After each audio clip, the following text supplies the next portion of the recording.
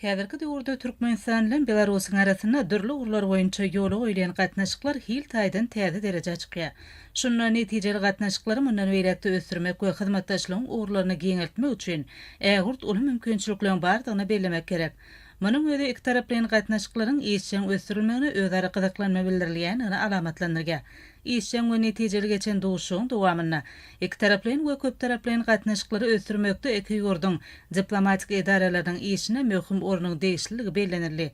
Hususan Awraýly halkary guramaryň, şol sana Birleşen Milletler Guramasynyň çäklerine ýola goýulan hyzmatdaşlygyň ýokary derejä eýdigi bellenirli.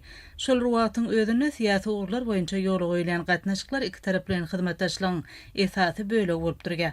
Şuna garaşdy döwletleriň arkalaşygynyň çäklerine ýola goýulan gatnaşyklaryň ägurt uly geljeginiň bardygy bellenirli. Şeýle hem duşuň dowamyna birek-birege ynanşmak we özara hormat goýmak arkaly ýola goýulan gatnaşyklary mundan beýlekde giňeltmek meselelerine gararly.